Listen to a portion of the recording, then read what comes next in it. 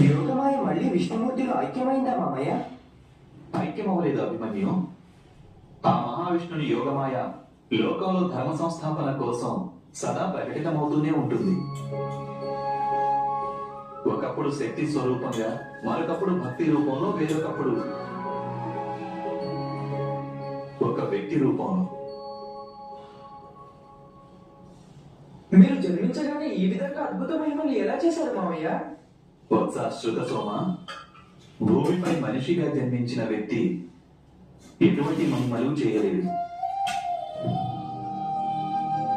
ఒక స్త్రీ గర్భం నుంచి జన్మించిన వాడు పంచభూత సమ్మిళితమైన ఈ శరీర నియమాలకు బద్ధుడై ఉంటాడు. వారిపై జననం, వృద్ధాప్యం, రోగం, అలాగే మృత్యువు, ఈ చతుష్టయ ప్రభావం నిశ్చయంగా ఉంటుంది. కానీ మహిమలు జరిగాయి కదా మామయ్య? అవశ్యం అవి జరిగాయి శతానిగా. కానీ ఆ మహిమలన్నీ సర్వేశ్వరుడు చేశాడు.